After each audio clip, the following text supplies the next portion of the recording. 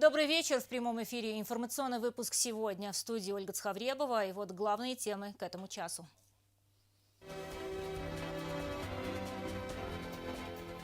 Медали, ордена и другие личные вещи погибших на СВО бойцов. В Цхинвальской средней школе номер 1 открылся музей славы.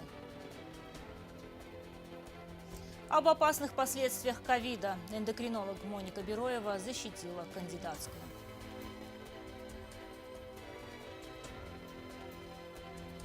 Озера-близнецы, древние храмы и святилища. Наша съемочная группа побывала в Димырском ущелье.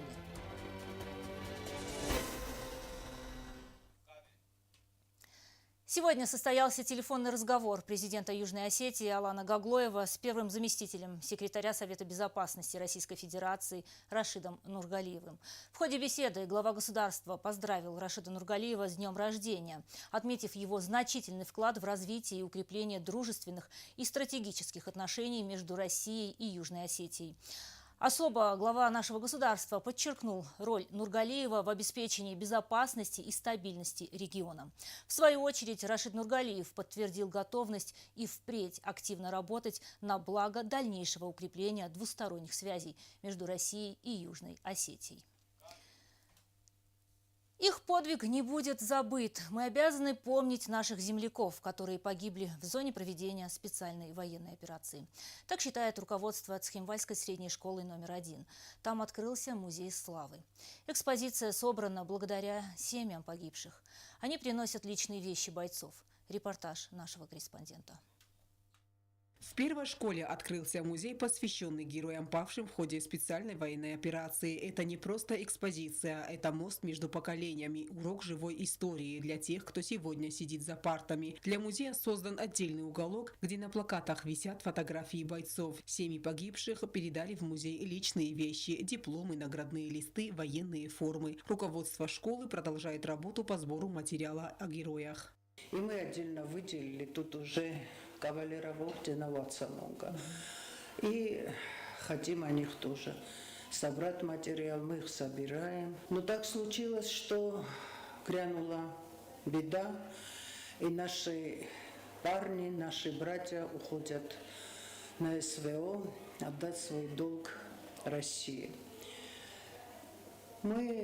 Их уже стало очень много погибших, и тоже решили как-то в стенах школы увековечить память. Наш бывший ученик Устаев Тамерлан, который в конце уже там в 10 классе, он перешел в кадетскую школу, но мы его считаем своим учеником, потому что он больше своей школьной жизни провел в нашей школе. И когда мы обратились к семье, они даже без слов дали нам его кадетскую форму. Мы эту кадетскую форму хотим сделать для него специальную стелу вот в этом месте. Музей в первой школе – это тихая гавань памяти. Место, где скорбь смешивается с гордостью, а прошлое дает наказ будущему. Помнить, ценить и быть достойными подвига своих героев. Идея реализации такого благородного проекта пришла давно. Но реализовалась она и благодаря безвозмездной помощи наших граждан, говорит директор школы. Все очень аккуратно установил их, укрепил, все сделал. И когда я спросила, я говорю: Лева, сколько мы тебе должны? Он сказал: что вы говорите, Русудан Ивановна? То, что вы задумали и делаете для того, чтобы увековечить память, и чтобы дети приходили и смотрели на эти лица, я счастлив, что принимаю участие в этом деле. Мне платить ничего не надо. Наоборот, вам спасибо, что вы организуете вот такие музеи в школе. А я хочу со своей стороны поблагодарить его. Помимо этого в школе функционирует еще 2 музея. Музей, посвященный героям Великой Отечественной войны, и музей, где разместились фотографии погибших в ходе грузинской агрессии. Алена Алтаева, Заур Остаев, Зарема Арсоева. Информационный выпуск сегодня. Вчера, 7 октября, Следственным управлением Генеральной прокуратуры Республики был задержан второй фигурант уголовного дела о похищении человека. Задержанный подозревается в похищении жителя Цхинвала 1986 года рождения, в вымогательстве имущества в особо крупном размере, а также в незаконном приобретении и хранении огнестрельного оружия. Первого подозреваемого задержали в начале октября. В настоящее время проводятся следственные мероприятия.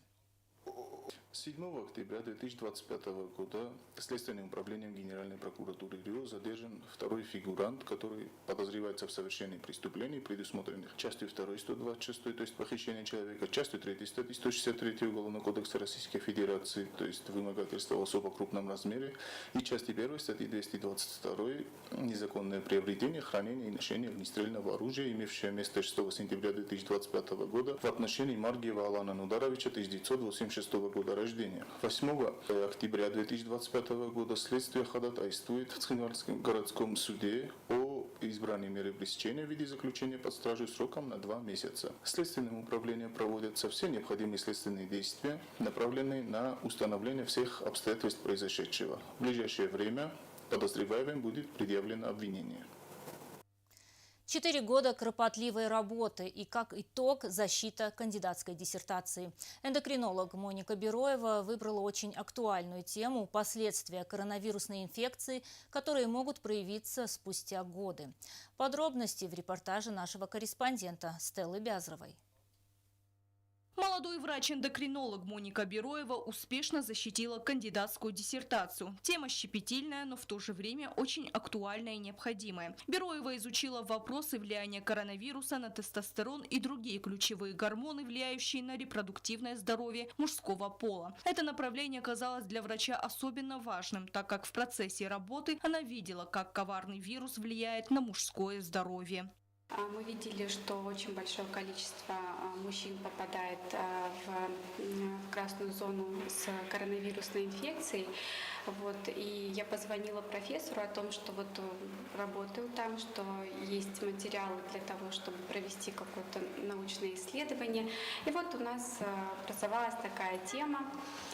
Конечно, с помощью моего глубоко уважаемого профессора Макартумяна Ашота Мусаиловича, он является доктором медицинских наук, профессором, заведующей кафедрой НОИ клинической медицины по эндокринологии в Российском университете медицины. Я ему безумно благодарна за всю его поддержку, которую он оказывал мне и оказывает в моем пути. Так что так у нас сформировалась такая серьезная, большая научная работа. На диссертации Моника Бероева работала 4 года, использовала современные методы диагностики, включая гормональные анализы, а также провела клинический мониторинг пациентов. В исследовании приняли участие более 100 мужчин разных возрастов, перенесших COVID-19 в разной степени тяжести. Собирала пока материалы, исследовали мужчин делали различные исследования. К примеру, мы смотрели уровень мужского гормона тестостерона, насколько влияет коронавирусная инфекция на синтез тестостерона, а также на влияние на репродуктивную функцию. И мы действительно выявили негативное влияние коронавирусной инфекции на мужское здоровье. Причем и до сих пор, по сей день, приходят мужчины, которые жалуются на свое здоровье. Мы им оказываем естественное обследование и проводим непосредственное лечение. И в ходе опроса, к примеру, мы выявляем, что да, они переболели коронавирусной инфекцией, очень многие тяжело, поэтому действительно мы и видим в наших результатах изменения. Эндокринология сегодня одна из самых востребованных узкопрофильных специальностей. Область исследований в этом направлении широкая. Моника – одна из тех молодых специалистов, которые стремятся не только к профессиональному росту, но и к постоянному совершенствованию имеющих за плечами знаний. Защита кандидатской диссертации стала очередным шагом на пути к большому будущему в медицине. Научная работа может стать поворотной в понимании отдаленных последствий коронавирусной инфекции. Мне необходимо поблагодарить и своих коллег, потому что они во многом помогали в исследованиях, и огромная была поддержка со стороны Министерства здравоохранения нашей республики. И если бы не они, то очень было бы тяжко вообще защититься и сделать такую масштабную, огромную работу, которую даже отметил сам главный эндокринолог города Москвы, это Анциферов. Сейчас Моника продолжает работу в РММЦ, ведет прием амбулаторных и стационарных больных. Подход врача к пациентам всегда отличался внимательным отношением. Зачастую именно поддержка и внимание со стороны врача помогают человеку легче пережить болезнь. Квестам необходим вам, потому что имеется нарушение ритма сердца у вас. Принимаю вот это. Диашпирон, да, и бисопролол. Это каждое утро надо будет пить обязательно. Моника Бероева не планирует останавливаться на достигнутом. По ее словам, впереди ее ждут новые исследования и открытия, которые, несомненно, направлены на благо здоровья пациентов. Стелла Бязарова, Альдина Чехоева, Зарина Татаева. Информационный выпуск сегодня. За окном осени в Цхинвальской художественной школе имени Махарбека Туганова учебный год вступил в самую продуктивную фазу. В аудиториях и в мастерских царит атмосфера творчества и сосредоточенности. Ученики усердно трудятся над своими работами. Ребята учат не просто рисовать, а видеть мир глазами художника. Анжела Кукоева продолжит. Аркадий Кумаритов, народный художник Южной Осетии, вступил в должность руководителя детской художественной школы имени Махарбека Туганова. Он полон новых идей и стремлений. В начале своего пути, около месяца назад, он провел встречу с коллективом, где были рассмотрены перспективы развития и совершенствования образовательной методики школы.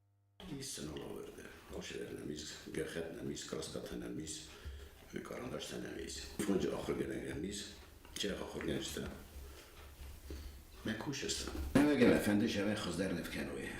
سخیش خودی کنن، چه خودی کنن، چه بیش مقطع دادم شما نفکنوی. مقطع просто باراست کنن، کد خزدار درست نفکنن هولد. Кумаритов отмечает, что учебный процесс в школе организован продуктивно, и в настоящее время здесь обучаются 25 юных талантов, увлеченных живописью. Директор также сообщил о намерении увеличить количество практических занятий для учеников, организовывая выезды в разные живописные места республики, чтобы увиденное нашло яркое отражение в их работах.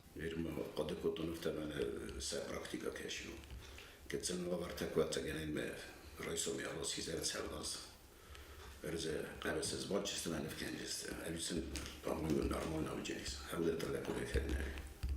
Gələni məsələn qədər. Şəmətsən geçən interes o nefkənmədə. В будущем планируется участие воспитанников школы в разных выставках, что будет способствовать развитию их творческого потенциала. Будучи новым руководителем, Аркадий Кумаритов не прекращает свою работу и над своими трудами. Сейчас он завершает работу над картиной «Поздняя осень», охотно передавая параллельно свои знания и опыт ученикам.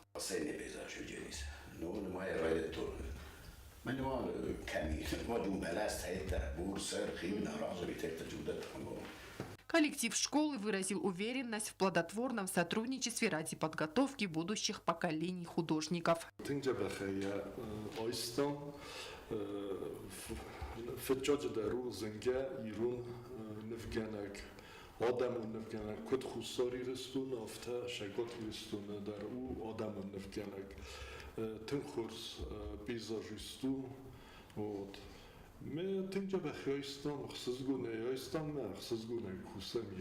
В планах директора также организация мастер-классов с участием известных художников, чтобы помочь юным дарованиям раскрыть свои способности. Анжела Кукоева, Ринат Медоев, Зарей Марсоева. Информационный выпуск сегодня.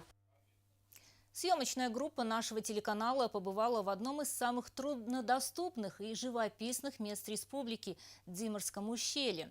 Несмотря на то, что оно мало изучено, известно, там были древние поселения. Поэтому ущелье представляет интерес не только для туристов, но и для специалистов. Озера-близнецы, древние храмы и святилища. Нетронутую природу этого уникального места зрители смогут увидеть через объектив талантливого телеоператора Азамата Кудзиева.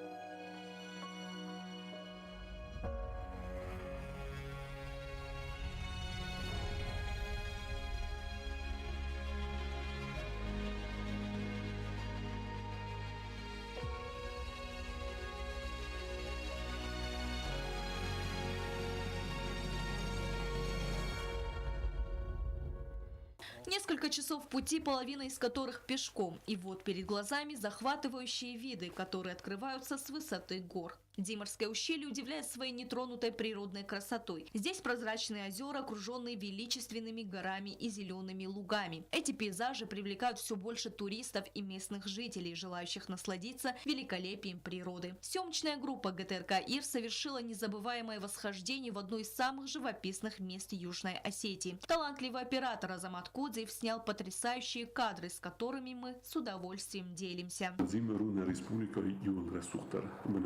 Justi zis unikalun istoriuna crcaventa menekezana kafandri samay utsekoderta uin telimnada vumana fende alaverta sarazın mesas payda kenem fasta hotmod zimmer sistem duamin farastamazı umach sarda sazrazma jednem kezagna qalna udis kwadrokopter hindernis vutse vover ama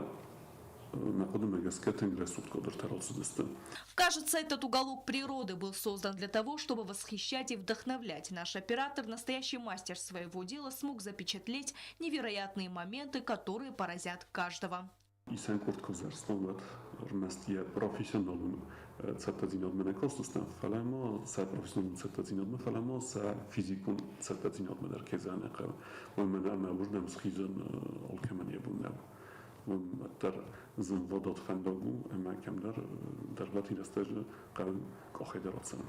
Поразительные виды на горные вершины, кристально чистые озера, известные как озера-близнецы и другие достопримечательности нашего края. Димырское ущелье – это не только живописные пейзажи, здесь также находятся храмы и святилища, свидетельствующие о богатой истории ущелья.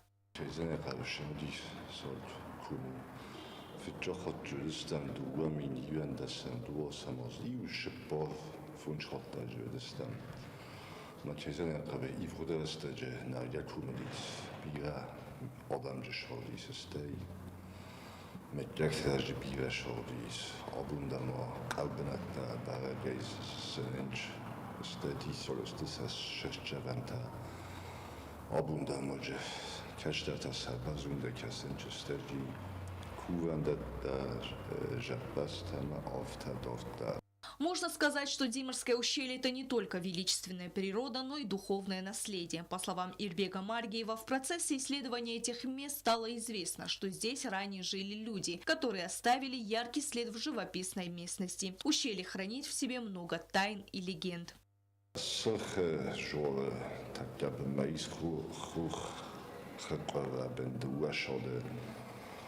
Zo'n schoon zakut zimerisch da oft am asteting schemelisun sterasulste.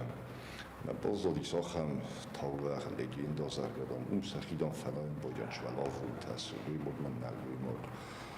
Czesl da shodiwal da undon solimod fanaya madam da lokashui toshl da untuamiachinal rimod fanaya.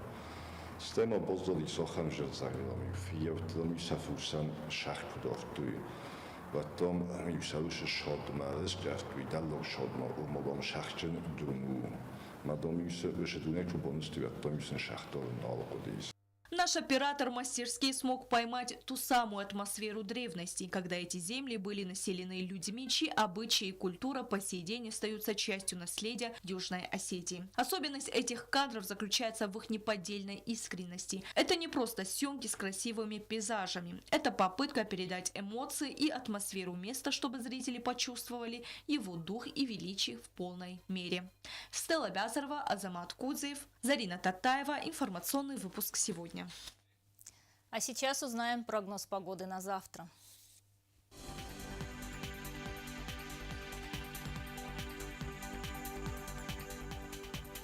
В Знаурском районе будет ясно, днем плюс 25, ночью плюс 14. В Дзауском районе переменная облачность, пройдет небольшой дождь. Днем 23 градуса тепла, ночью 14. В городе Квайса тоже переменная облачность с небольшим дождем. Днем плюс 20, ночью плюс 12. В Ленигорском районе будет ясно, днем 25 градусов тепла, ночью 16.